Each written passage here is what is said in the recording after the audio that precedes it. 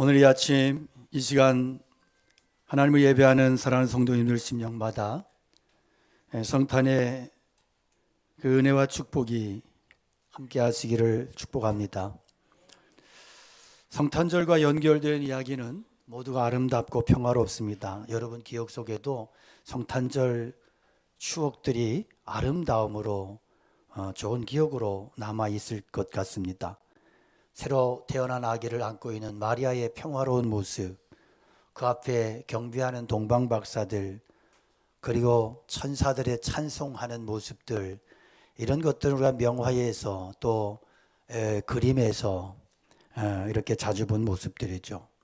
한밤중에 천사들에게 아기 예수님의 나타나심을 전해들은 목동들의 모습도 참 평화롭고 목가적입니다. 그야말로 하늘에는 영광이고 땅에는 평화예요.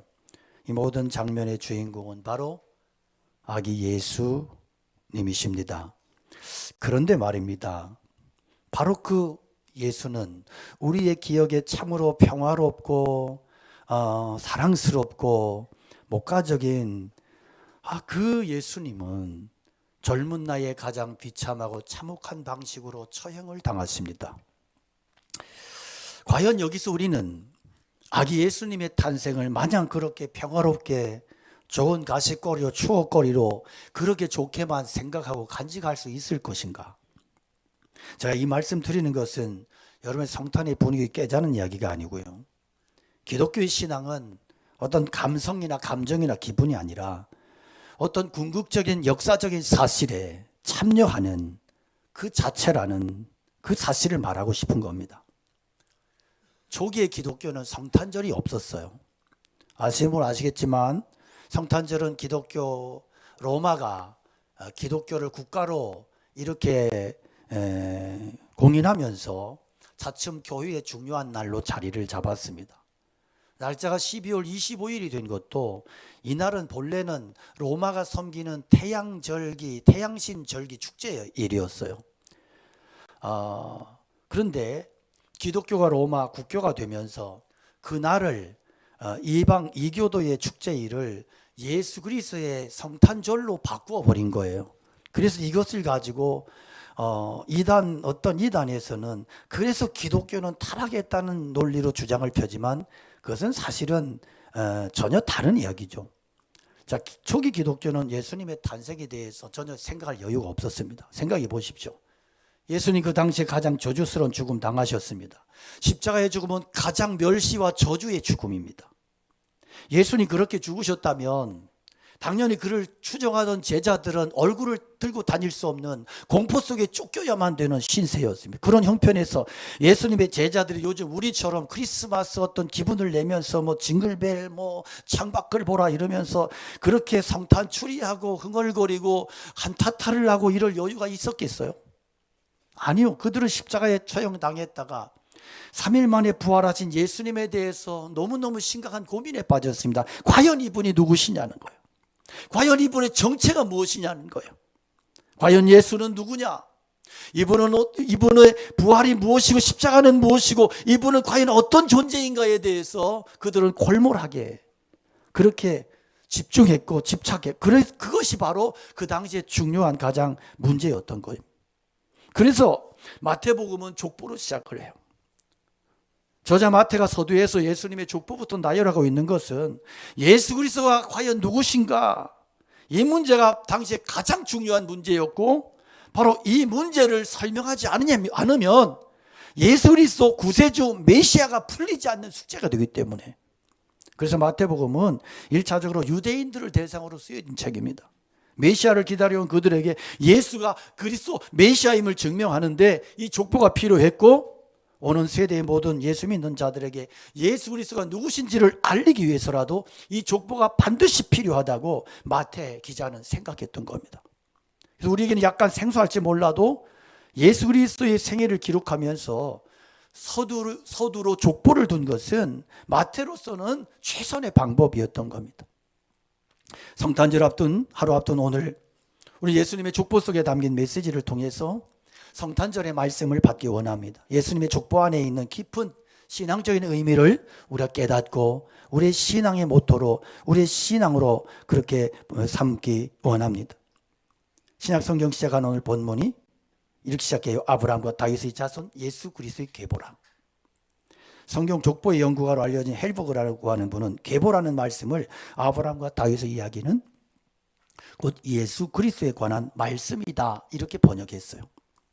아브라함과 다윗에게 약속했던 모든 약속은 곧 예수 그리스도에 관한 약속이었다는 겁니다.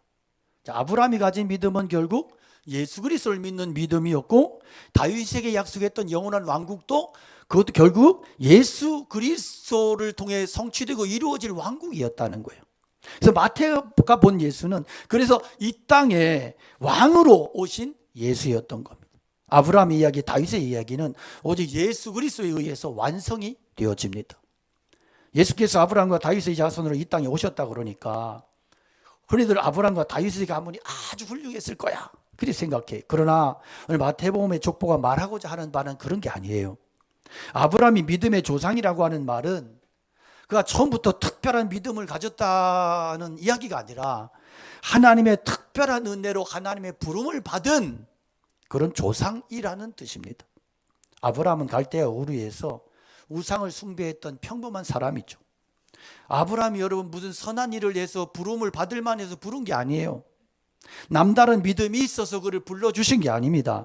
보통 사람 아브라함을 하나님께서 특별하게 부르시니까 특별한 사람이 됐고 하나님이 믿음의 사람으로 부르시니까 믿음의 사람이 되었던 거예요. 여러분 우리가 하나님의 자녀 된 것도 우리가 특별한 믿음과 선행이 있어서 어떤 자격이 특출나서 된 게 아니라는 거예요. 우리는 애초부터 믿음 바깥에 있었어요. 약속의 자손이 아니었어요. 우리는 반만년 역사 이야기하지만 반만년 역사라고 하는 것이 미신 우상의 역사예요. 구원과는 아무런 상관이 없고 그리스도와 전혀 밖에 있던 존재들입니다. 어떤 사람은 가문이 불교 가문이고 어떤 분들은 유교의 가문이고 어떤 가문은 심지어 할머니가 무당이고 미신 잡신의 가문이었어요. 철저하게 버림받은 존재들이었어요. 그런데 하나님께서 어느 날 나를 불러주신 것입니다. 어떤 사람 통해서 전도를 받든지 나는 뭐 예수 믿을 마음 눈꼽만큼도 없었는데 아버지가 장로라서 아버지가 목사라서 그래서 그냥 억울함에 가슴을 치며 다니다가 어느 날 회개하고 통곡하고 예수 믿고 그런 사람들도 있죠. 어찌됐든 하나님의 부르심이 있었다는 거예요. 하나님의 부르심. 생각지도 못한 일들을 통해서 전도를 받기도 하고 평생 하나님 믿지 않겠다고 발버둥 쳤는데 오늘 보니까 내가 말씀을 듣고 예배드리면 눈물을 줄줄 흘리고 있는 거예요. 예수님이 믿어지고 어느 순간 하나님이 내 아버지요 나의 주님이 바로 예수님이신 것이 믿어지고 하나님이 나를 불러주셨어. 하나님이 나를 사랑하시기로 작정해 주신 거예요. 그때부터 아브라함이 복의 근원이 된 것처럼 내가 복의 근원이 된 것입니다. 나 때문에 내 가정이 구원받고 나 때문에 우리 가문이 복을 받고 나 때문에 또 다른 사람들이 또 다른 이웃이 또 다른 가문이 구원에 참여하게 된 것입니다. 아브라함도 우리처럼 허물과 실수가 많은 사람이에요. 거짓말장이 비겁해요. 의리 없는 사람이에요. 아내를 2번씩이나 버릴 뻔했어요. 여러분 다윗은 어떤 사람이에요? 충신의 아내를 빼앗았어요. 충신의 아내를 빼앗고 충신을 위험한 전쟁터에 내보내서 죽게 만들었어요. 살인자예요. 의도적인 살인자예요. 그런데 하나님이 다윗을 선택하셨으니까 그 가게에서 구원의 왕이 나와 다윗을 구원하고 우리를 구원하게 하셨다는 거예요. 하나님 실수가 없으신 분이십니다. 그래서 여러분 실수로 저와 여러분을 선택하신 게 아니에요. 하나님의 사랑은요 우리의 실수보다 말할 수 없이 크십니다. 하나님의 은혜는 우리의 죄보다 말할 수 없이 크십니다. 아브라함과 다윗에게 있었던 수많은 도전과 유혹과 끝없는 시련과 공격, 다양한 실수와 허물에도 불구하고 하나님께서는 약속대로 그 가게에서 예수님이 예수 그리스도가 태어나게 하셨어요. 여러분의 어떤 약점과 고난에도 불구하고 여러분을 향한 하나님의 약속은 반드시 이루어지는 것입니다. 이것이 성탄을 통해서 우리에게 주시는 약속의 메시지인 것입니다. 본문 메시아 족보를 자세히 살펴보면요 재미있는 사실이 있는데 여인들이 몇 사람 등장해요. 당시 유대인의 관습상 여러분, 이것은 엄청난 파격이죠. 우리가 성경을 보면 숫자를 파악하는데 여자와 어린아이 외에 6천, 5천 명이었더라, 4천 명이었더라. 꼭 이렇게 앞에 토시를 달아요. 여자와 어린아이 외에. 지금 같으면 참 난리가 나요. 근데 고대는요, 여자와 어린아이는 사람으로 치질 않았습니다. 그냥 성인 남자만 사람으로 친 거예요. 얼마나 이게 웃겨요. 그런데 이런 당시의 문화, 이 관행과 문화 속에서 여자들이 족보에 들어가 있다, 이건 말도 안 되는 사건인 거예요. 그러니까 여자들이 족보에 들어간다? 상상할 수 없는 일이에요. 상상할 수 없는 일을 기록하고 있는 거예요. 더구나 여기에 등장하는 여인들은 메시아의 품격에, 그 족보에 올릴 만한 어떤 그런 품격이나 아름다운 어떤 것이 전혀 없었던 사람들입니다. 아니, 성경에 이들의 과거를 기록하기조차 민망하고 낯뜨거운 이상한 경력자들이에요. 그러면 3절에 나오는 다말이 누굽니까? 유다는 다말에게서 베라스와 세라를 낳았다. 유다와 다말은 연인 관계가 아니에요. 부부 관계가 아니에요. 다말은 유다의 며느리예요. 그러니까 시아버지와 며느리가 썸씽이 있어가지고 거기서 태어난 두 자식이 베라스와 세라라는 이야기예요. 여러분, 이쯤 되면 우리 사정이 대단히 복잡해지죠. 이런 배경을 가진 다말이 감히 메시아의 족보에 올라와 있다. 여러분, 이건 막장 드라마 아닙니까? 이거 오늘날도 이런 이야기가 사실이라면 여러분, 어떻게 써요? 어떤 일이 일어나겠어요? 라합은요, 여리고성의 기생입니다. 정확하게 말하면 황진이 같은 어떤 실력이 있는 기생이 아니라 잡부 매춘부예요. 창기예요. 이방 땅 매춘부가 예수님의 족보에 들어가 있어요. 롯은 당시 이스라엘로부터 개취급받던 이방 여인, 이스라엘이 질색하고 싫어하던 롯과 그의 딸 사이에서 난 모압의 후손, 이런 여인이 거룩한 족보에 떡하니 이름이 올라가 있는 거예요. 그 6절에 보면 다윗은 우리아의 아내에게서 솔로몬을 낳았대요. 여러분, 웃기죠?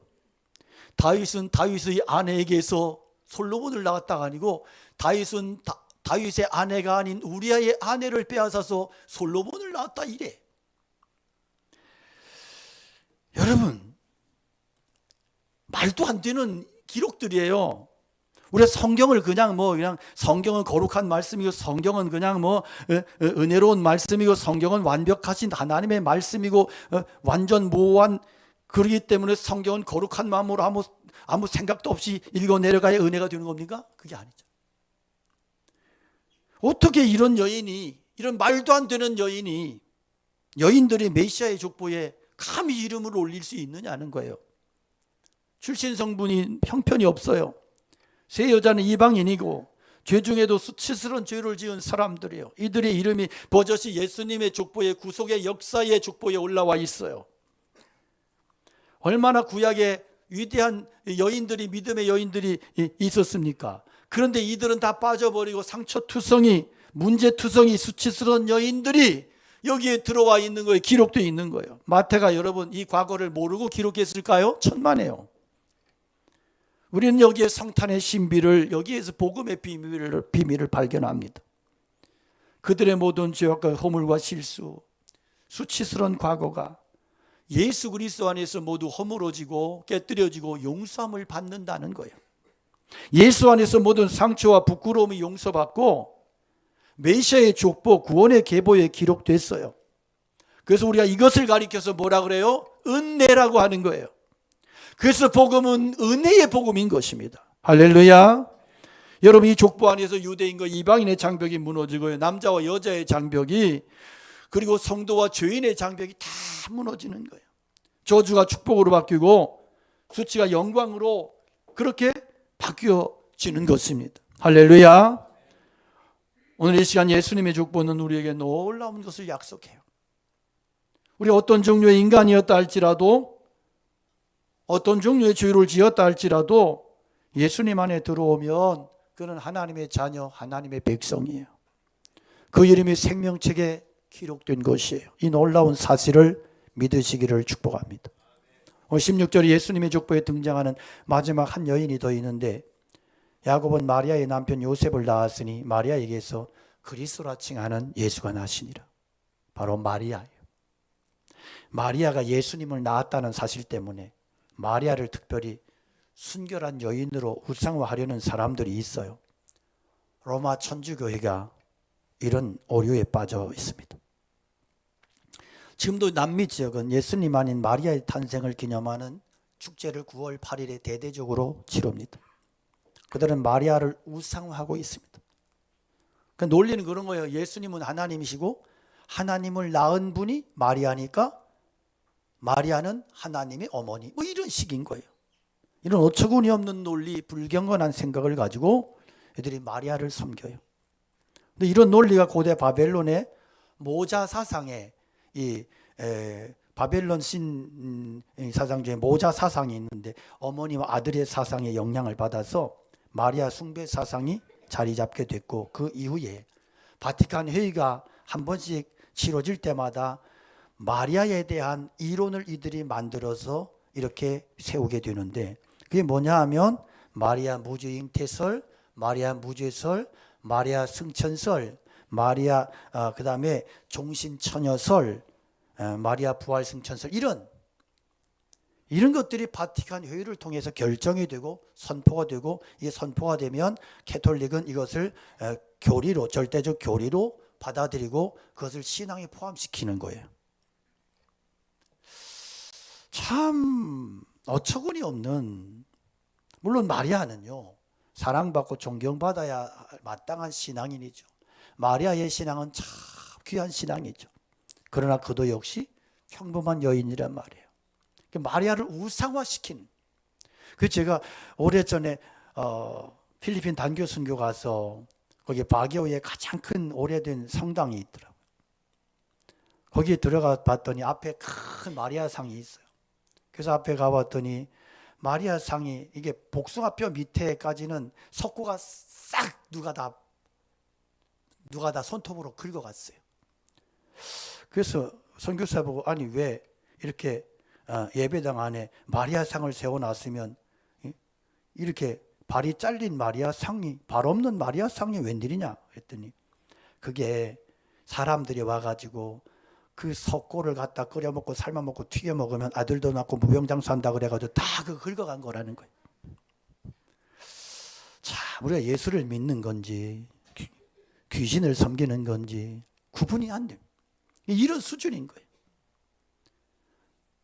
마리아 우상화는 마리아를 욕되게 하는 것이고 하나님을 욕되게 하는 것이고 예수 그리스도를 욕되게 하는 거잖아요. 누가복음 1장 28절에 보면 마리아에게 천사 가브리엘이 축복하면서 은혜를 받은 자요 그랬어요. 마리아도 은혜를 받은 자요. 은혜를 받은 자이고 은혜 받아야 살 수 있는 사람. 마리아는 경배 대상이 아니고 그도 역시 하나님 앞에 무릎 꿇어야 되는 피조물이에요. 그도 역시 은혜 받아야 될 자요. 그도 예수 그리스도가 구세주가 필요한 존재예요. 그 아름다운 것은 그 하나님의 은혜를 받았고 그리고 하나님의 선택을 받아서 하나님의 역사에 쓰임을 받았다는 것이 아름다운 거예요. 성탄절의 메시지는 마리아가 아니라 오직 예수님만을 드러내야 된다는 거예요. 크리스는 그리스도요, 마스는 이 경배 예배예요. 그래서 예수님이 구세주 그리스도 되심을 예배하는 날, 오직 예수님만이 높임을 받으시는 그 날이 크리스마스 성탄인 것입니다. 오늘 본문이 기록된 1장의 마지막 절에 17절에 보면 그런즉 모든 대수가 아브람부터 다윗까지 연례되어 다윗부터 바벨론으로 사로잡혀 갈 때까지 연례되어 바벨론으로 사로잡혀 가는 후부터 그리스도까지 연례되더라. 그래서 이스라엘의 역사를 그냥 편리하게 세 시기로 잘라서 본 것이에요. 여러분, 아브라함부터 족장들의 삶은 끊임없는 방황의 삶이었습니다. 모세의 때는 노예로 살아야 됐던 서러운 삶이었고, 다윗부터 시작된 왕정 시대는 수없는 실패와 분열과 불순종과 죄악으로 얼룩진 역사였어요. 그리고 바벨론으로 끌려간 이스라엘은 좌절과 오욕으로 이어진 실패의 포로 생활의 역사였어요. 여러분, 우리 예수님은 바로 이런 역사의 땅에 오셨단 말입니다. 유대인이 잘나고 유대 땅이 특별해서 메시아로 그곳에 오신 게 아니에요. 오늘날도 유대인들 보십시오. 하는 것들 보십시오. 지지리도 못난 민족, 지지리도 못난 역사이기 때문에 그곳에 오신 거예요. 잘난 민족 영광스러운 역사 속에 오시기 원했다면 당시 세계를 지배하고 있었던 로마 제국의 왕궁에 오셨겠죠. 그러나 예수님은 철저하게 버림받은 민족, 고난과 죄악으로 얼룩진 어두운 민족을 선택하셨습니다. 왜? 이것이 하나님의 은혜이기 때문에. 이것은 하나님의 은혜가 그만큼 크고 깊고 놀랍다는 사실을 보여주는 대목입니다. 그렇습니다, 여러분. 하나님의 은혜와 긍휼보다 더 큰 것은 없어요.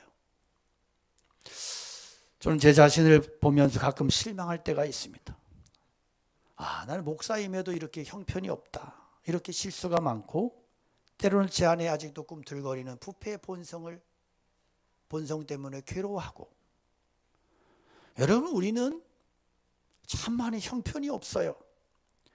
가장 거룩하게 보일 때가 언제인지 아십니까? 이 시간이에요. 이 시간은 좀 거룩하게 보여요. 그런데 여러분, 우리의 실제의 삶은 너무나 형편이 없어요. 내가 자랑하고 드러내는 의도 실상은 가증한 거짓된 형편없는 의일 수밖에 없어요. 우리의 형편없음을 스스로 양심이 증거해요. 그러나 그럼에도 불구하고 하나님은 그러한 저와 여러분을 선택하시고 들어서 당신의 뜻을 이루어 가지고 교회를 이루시고 거룩한 하나님의 역사를 위하여 우리를 써주시고 사용하고 계시다는 사실입니다. 우리의 죄와 허물보다 더 큰 것이 하나님의 사랑이고 그 하나님 사랑의 나타나심이 십자가의 사랑인 것입니다. 앞서 살펴본 것처럼 예수님의 족보는 참 우리를 실망시켜요. 예수님의 족보는 대단하고 화려한 족보가 아니라 창피하고 부끄러운 족보예요. 여러분의 족보가 보다 예수님의 족보가 훨씬 못나지 않았어요? 근데 왜 성경은 이렇게 예수님께서 수치스러운 족보를 타고 오셨냐고. 그것도 그 수치를 숨기지 않고 성경의 첫 장부터 왜 적나라하게 리얼하게 그렇게 드러내고 있느냐 말이에요. 하나님은 이 족보를 통해서 우리에게 무엇을 말씀하고 싶으신 것일까요? 그것은 천하의 그 어떤 부정한 인간이라도 모두가 하나같이 하나님 앞에 돌아와서 변화받고 새로워졌다는 사실인 거예요. 그것을 드러내는 거예요. 과거에는 이랬었다. 이들이 변화받고 예수님의 족보에 들어왔다. 인간의 이것은 모든 죄악과 허물과 실수가 예수 그리스도 안에서 허물어지고 용서받았다고 하는, 새로워졌다고 하는 것을 보여주는 대목입니다. 여러분, 예수 그리스도 안에서는 그 어떤 인생도 변화되고 회복되고 새로워진다는 사실을 보여주는 것입니다. 믿으시기를 축복합니다. 그렇습니다. 불행했던 가정이요, 예수님 모시고 나면 변화됩니다. 행복해집니다. 죽어가던 인생 예수님 만나면 살아납니다. 잊을 수 없는 사건이 있는데요, 이전 교회에서 목회할 때 열심히 목회할 때 거기에 아주 열심히 전도하던 집사님이 계셨어요. 이분은 제 설교 테이프를 뭐 그렇게 잘하지도 못하는 설교인데 복사해가지고 전도하면서, 그래서 그분 때문에 그 옛날 카세트 테이프, 그건 좀 비싸잖아요. 그분이 얼마나 전도비를 많이 썼는지 몰라요. 목사님 30개 해주세요, 50개 해주세요. 그래서 막 가지고 복사해서 주면 가지고 다니면서 뿌려요. 우리 목사님 설교 듣고. 그런데 이분이 한 번은 택시를 탔어요. 택시를 타서 택시기사에게 전해주면서, 선생님 시간 되실 때 이 굉장히 좋은 말씀이니까 꼭 한번 들어보라고. 택시기사가 그냥 구석에 쳐박았어요. 근데 이 택시기사에게 얘기가 왔어요. 자기가 살고 싶지 않아서 자살하려고 약을 사가지고 택시에서 운전대를 잡고, 내가 이제는 더 이상 살 기력도 없고 살 의미가 없다. 그래서 이제 약봉지를 들고 이제 약 먹고 죽을 판이요. 그런데 그 얼굴이 시꺼먼 그 집사님이 그 준 테이프가 생각이 나서, 그래서 한번 듣고 죽자. 그 테이프를 넣었는데, 그게 이제 그때 제가 이렇게 새생명 축제 뭐 이럴 때 전도에 설교했던 인생의 가장 귀한 선물 예수 그리스도라는 설교인데, 그 설교를 이분이 듣다가 거기에서 예수님의 은혜가 임했어요. 그래서 이분이 거기에서 혼자 운전대를 잡고 흐느껴 울면서 회개하고 그 마음 돌이켜 먹고 그 저한테도 한번 왔다 갔어요. 와서 기도받고 갔어요. 잊을 수가 없어요. 그래요. 예수님의 복음은 사람을 살리더라. 예수님 만나면 살아나게 되더라. 예수님 모시니까 어둠과 저주가 떠나가게 되더라는 것입니다. 저는 예수님 족보만 생각해도 너무 분에 넘치는 은혜를 받습니다. 예수님 날 위해 철저하게 망가지셨습니다. 우리는 자존심을 내세우고 자존심 때문에 부부관계도 부모 자식 관계도 끊고 이런 난리를 피는데요. 우리 예수님 자존심도 없으셔. 자존심까지 망가지셨어. 족보까지 부끄럽고 창피하고 다 망가지셨어. 우리 주 예수 그리스도의 은혜를 너희가 알거니와 부유하신 자로서 너희를 위하여 가난하게 되심은 그의 가난함을 인하여 너희로 부유하게 하려 하심이라. 부유하신 예수님이 하늘 보좌 버리시고 비천하게 되셨단 말이요. 가난하게 되셨는데 누구를 위해서? 우리를 위하여, 나를 위해서. 이게 무슨 말씀이에요? 난 너 위해 다 망가졌다. 나는 너를 위한 것이라면 나는 다 망가져도 문제되지 않는다. 왜? 그만큼 사랑하니까요. 여러분 가운데 출신 성분이 창피하다고, 난 피가 나쁘다고, 부모 잘못 만났다고 그래놓고 왜 날 낳았느냐고 원망하고 불평하고 속상해하고 상처로 얼룩진 분노하며 그리 사는 인생들 계십니까? 주님 족보를 통해 말씀하세요. 너 나만큼 안 망가졌잖아. 더 이상 억울해하지 마라. 절망하지 마라. 나는 다 망가졌기 때문에 너의 망가짐을 내가 도울 수 있고 회복시킬 수 있다고, 내가 너를 치유할 수 있다고 말씀하십니다. 오늘 주님의 음성 듣고 힘을 내십시오. 여러분 아픔과 저주를 끌어 안으시려고 주님께서는 다 망가지고 낮아지셨는데 족보까지도 형편없이 오셨어. 왕이신 그리스도께서 왜 이렇게 가난해지시고 왜 이렇게 비참해지셨어요? 성경은 너의 부유함을 위해서, 너의 축복을 위해서 그렇게 하셨답니다. 그러므로 이제는 좌절하거나 절망하지 마시고 복음의 은혜와 능력 가운데 굳건하게 서시기를 축복합니다. 우리가 믿는 기독교는 우리가 무엇을 했는가에 대한 게 아니고요. 기독교는 하나님께서 우리를 위하여 무엇을 하셨는가에 대한 거예요. 내가 할 수 없는 것을 하나님이 하셨어요. 그래서 은혜인 거예요. 우리가 절대로 할 수 없었던 그 일을 예수님께서 대신 해 주셨어요. 예수님이 친히 이 땅에 오셔서 하나님께로 갈 수 있는 길을 열어주셨습니다. 예수님 아무것도 내세울 것 없는 사람들에게 다가가서 사람의 어떠함이 아니라 자신의 노력이 아니라 예수님의 이름을, 그 은혜를, 그 능력을 힘입어서 하나님께로 갈 수 있음을 보여주셨습니다. 그 일을 위해서 주님 친히 사람이 되셨습니다. 이것이 성탄의 복음입니다. 너무나 중요한 것입니다.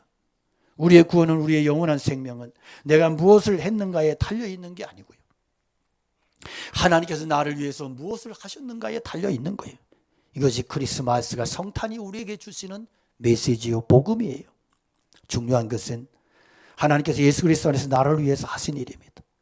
하나님이 우리를 사랑하셔서 우리 위해서 그 아들 예수님 보내주셨고, 그 예수님이 우리 대신해서 십자가에 못 박혀 죽으셨고 우리 대신해서 그 일을 하셨습니다. 이것이 중요합니다. 여러분 이번 성탄을 통해서 복음서에서 예수님의 십자가 사건을 다시 한번 천천히 읽어보시고 그리고 그 십자가의 사랑을 묵상해 보십시오. 지금까지 내게 임한 하나님의 사랑을 생각하고 집중해 보십시오. 그래서 나 같은 사람 구원하기 위해서 이 땅에 오신 예수님께 온 마음 다해서 감사하고 찬송하십시오. 일본의 성자 가운데, 성자로 불려지는 사람 가운데 가가오도 이코라고 있습니다. 이분은 시장에 바람을 피워서, 그래서 이렇게 장녀에게서 난 아들이에요. 일생이 얼마나 불행했겠어요. 얼마나 창피하고 원망스러웠겠어요. 그 생애를 저주하며 그렇게 원망 불평 속에 살고 있는데 어느 날 전도대가 지나가면서 북을 치면서 뭐라 그러냐면 하나님은 사랑이십니다. 예수님은 사랑이십니다. 예수님을 믿으면 구원받습니다. 예수님이 당신을 사랑하십니다. 뭐 계속 뭐 사랑 하니까 너무너무 못 견뎌가지고 자기는 이제 잠시 후면 자기는 죽겠다고 결심을 하고 나와 있다가 그런 모습을 본 거예요. 그래서 지나가는 그들을 향해서 독설을 날립니다. 웃기지 마라.